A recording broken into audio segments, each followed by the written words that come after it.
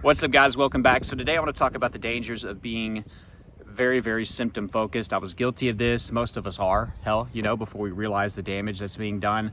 But some of these might not be as obvious. Now, up front, the obvious ones, guys, if you're very, very symptom focused, you're just causing this cycle to go around and around and around. You have a symptom, something causes a symptom, right?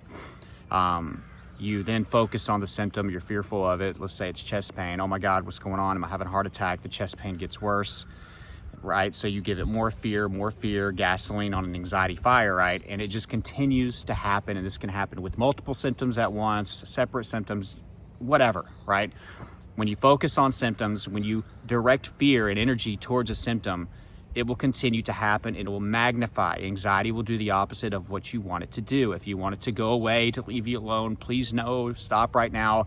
It will intensify. It thrives off of that. It feeds off of that. That's the fuel, fear and focus, right? So that's the obvious one. A lot of you guys know that.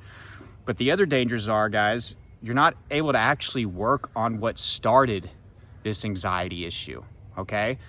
And it could be anything. And for a lot of you, I would urge you to be open to the possibility that it could be multiple things that led to this eruption, right? You got this volcano, the magma is building and building and building and building, and then bam, it could be a divorce. Bam, it could be you smoked marijuana or you had too much to drink. Bam, it could be you lost your job. It could be anything, or you got too angry one day and then you had this eruption and all the symptoms come out, right? And instead of trying to fix what caused it and what led to this, often multiple things, we are now just so fixated and concentrating on the symptoms. And that's probably the biggest thing. There are so many different, you got to change your lifestyle essentially for most of us to recover. For most of us, it wasn't one single thing that led to all this and you're just super unfortunate. I'm not saying that it doesn't happen. Maybe there's somebody out there that had zero issues. They had no attributes that were flawed, right? You were good with all your virtues. You were perfect, right? There was nothing, there might be one person out there and then they smoked marijuana and they've been struggling with anxiety since. But for most of you watching, there were things that were happening in the background that whenever you did smoke marijuana or you did drink too much or whenever this adversity happened, it caused a major eruption, okay? So be open to the idea that there could be multiple things. And guys, it can come down to having anger issues, control issues. Most of us with anxiety have existing issues with control. It could be work-related stress, right? Family stress. And of course, it could be things like adversities like divorce, death in the family, somebody sick. It could be you have a really big heart. This is a big one that a lot of people don't think about. You're a people pleaser, or you're just always trying to help somebody else, or give.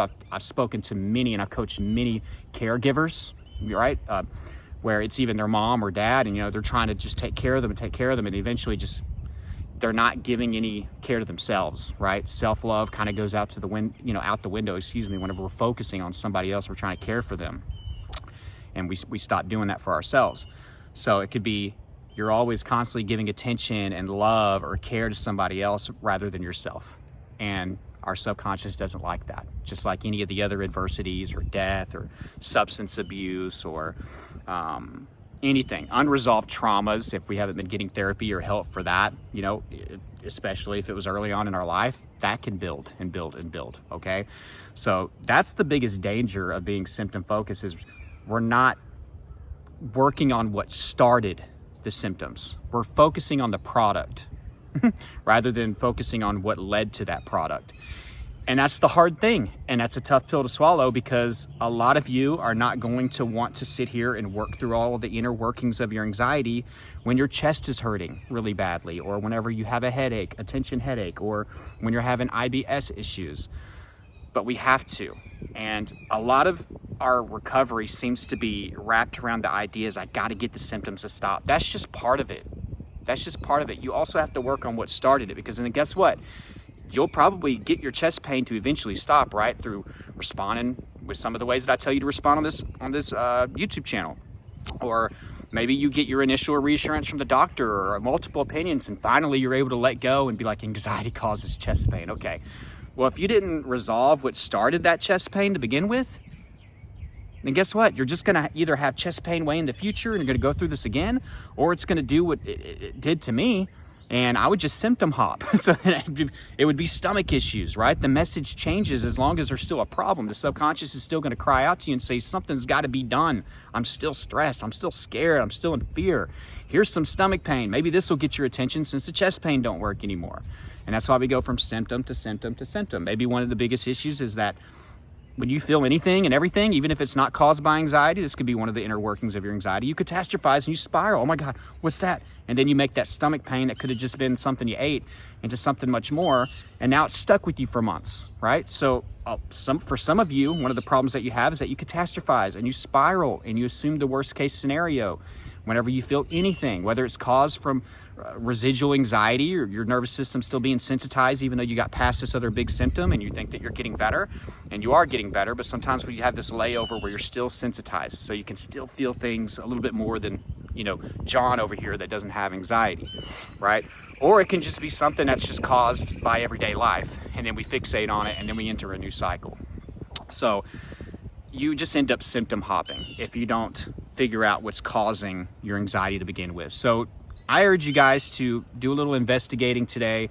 Start thinking about what was going on in your life aside from I just drank too much that day, or I smoked that day, or even if it's something like a divorce or something like that, think about the other things in your life that were going on. Think about your virtues. Do you have an issue with patience? Do you have issues with control? Do you have issues with anger? You know, do you have issues with being assertive? Are you a people pleaser? Go through all these things. Are you just a general, you know, pessimist type person? Do you catastrophize? Do you spiral? Go through all these things. Do you have unresolved trauma? And start working through that, or trying to get better with that, or trying to manage that better. And then guys, if you start attacking that part of your recovery, it's going to bleed through everything else and it's going to help. And then the momentum's going to get going. If you're needing more guidance, if you're wanting more help towards anxiety recovery, I have a course. It's a great course. It's been helping a lot of people. I'm going to read you a review here in a second.